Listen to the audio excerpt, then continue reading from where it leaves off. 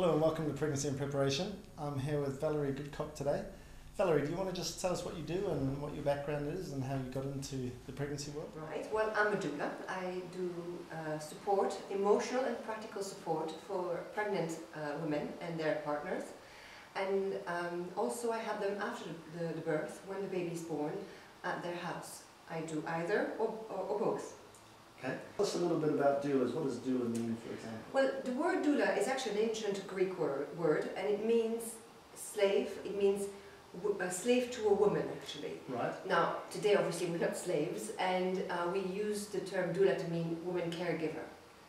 A doula is not a medical professional, though. We are just there as a layperson to support a woman through pregnancy, importantly through birth, and not just her, but her partner. And then we are there until the baby's born and the baby's feeding. Oh, fantastic. And I believe you've trained lots of doulas? Yes, I happen to train many doulas, but I also, I also work as a doula. So I support many couples through birth and the first few weeks. So can you give us an explanation of one of your experiences so that people at home can get a real feel of what you're talking about? Well, everybody's different, but typically I would be contacted by a couple when they're anything between 12 and 20 weeks, but it could be earlier and it could be later. And they will say that they're looking for a doula, so they'll meet me, and if they like me, if we get along really well, and it's important, it's a two-way process. It's important that they like me and that I like them.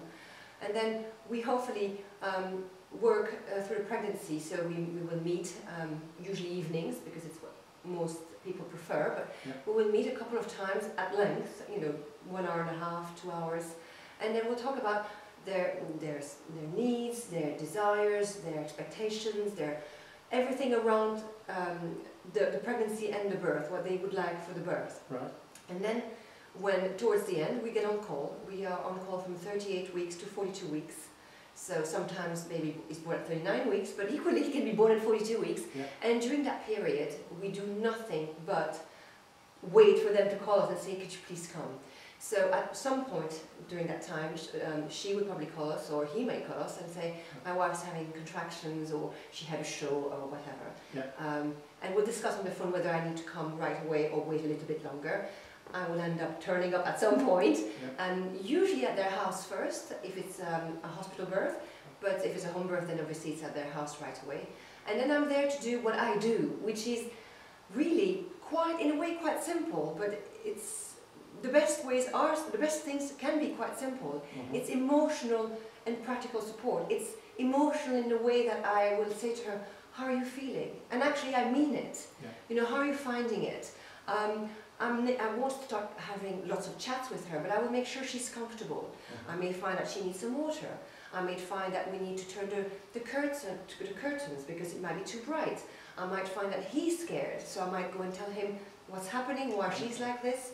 I might say we need a vomiting bowl in case she vomits.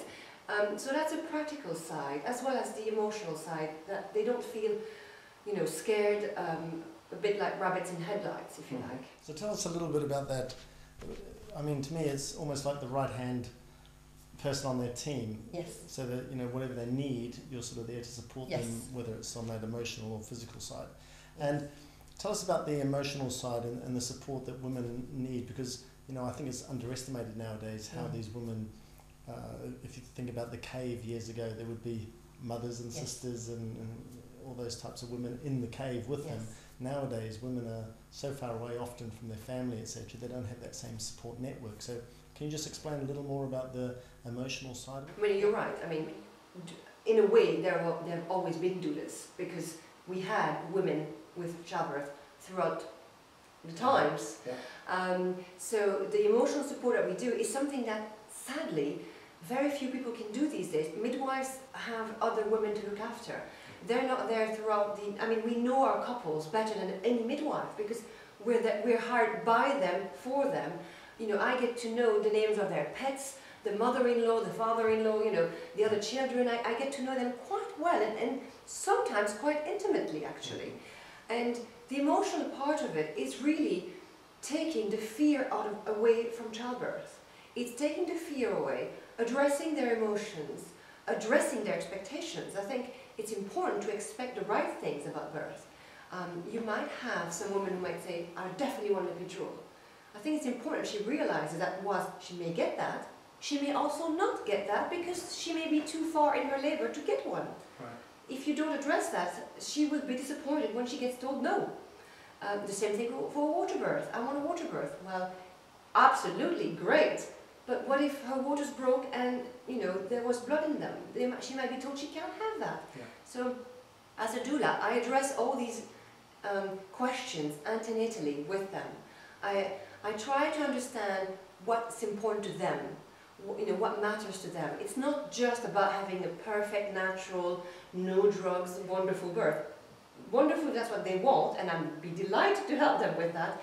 But it's not about me, it's about them. So the expectations that women have, as we know, doesn't always come off, and there can be major disappointments. So you're saying that your continuity of care throughout the pregnancy is what sort of sets the foundation for these women to have somebody on their team on the day, so to speak. So and there's a trust thing.